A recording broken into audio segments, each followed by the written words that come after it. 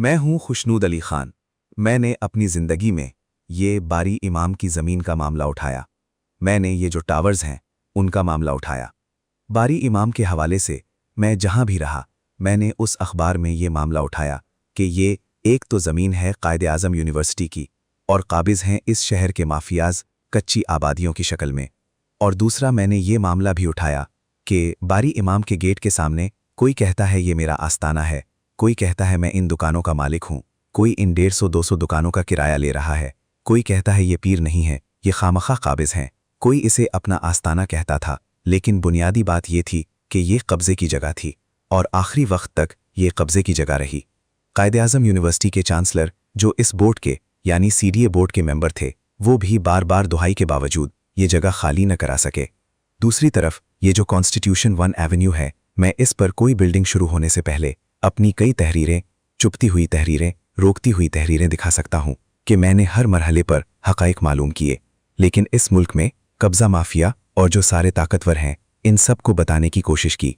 मैं ये नहीं कहता कि एक्शन नहीं हुआ, लेकिन जब भी एक्शन हुआ बड़े बड़े लोग इसमें नजर आए और मुझे लगा कि मैं इसमें हार जाऊंगा। अगर किसी को कुछ देखना है तो मेरी वो खबरें और तहरीरें देखें कि मैंने मना किया कि यहाँ अगर कई मंजिला इमारत बनी तो सबसे पहला मसला सिक्योरिटी का होगा, और वो सिर्फ अमेरिकन्स की सिक्योरिटी नहीं, तमाम सफारत खानों की सिक्योरिटी। लेकिन कब्ज़ा ग्रुप और कब्ज़ा माफियाज और बड़े लोग सारे हमेशा हावी हो जाते हैं, और कम ताकतवर आदमी, मैं अपने आप को कम ताकतवर नहीं समझता, लेकिन इतने बड़े बड़े लोग इसमें इन्वॉल्व थे कि उन्होंने इन टावर्स को आबाद कर दिया। बहरहाल अब खबर है कि सीडीए इसको गिराना चाहता है। प्राइम मिनिस्टर ने कमेटी बना दी है और 7 दिन के अंदर वो रिपोर्ट पेश करेगी। लेकिन मैं ये पूछता हूं कि क्या इस मुल्क में ऐसे इदारे मौजूद नहीं हैं जो ऐसा काम होने ही ना दें, ऐसी तामीरात ना होने दें? लेकिन मैं ये कह रहा हूं कि ऐसे लोग नहीं हैं, ऐसे माफियाज हैं जो बहुत ताकतवर हैं। ज़रा हुकूमत वक्त या सीडीए इन लोगों की फहरिस्त तैयार करे जिनके फ्लैट्स इन टावर्स में हैं। इनके नाम क्या हैं, वो कौन लोग हैं जिन्होंने खरीदे, किस तरफ से खरीदे, क्या रिश्वत में खरीदे। बहरहाल ये बहुत बड़ा मसला है और इसकी बुनियादी बात क्या है?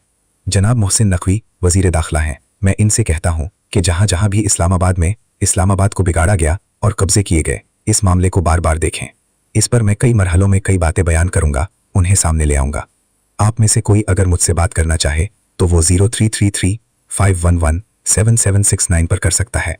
इसमें एक बात मैं ऊपर कहना भूल गया हूं कि ये जो बारी इमाम के 2 ग्रुपों में से एक ग्रुप का ताल्लुक था, इस ग्रुप ने मोहतरमा बेनज़ीर भुट्टो को बुलाया था और मोहतरमा बेनज़ीर भुट्टो ने कहा था कि ये दुकानें और दूसरी चीज़ें और डेरे इनको गिरा दो। मगर उस वक्त ब्यूरोक्रासी के लोगों ने मोहतरमा बेनज़ीर भुट्टो को बेबस करके रख दिया और ऑपरेशन ना हो सका। ये काम कई मरहलों में कई बार हुआ।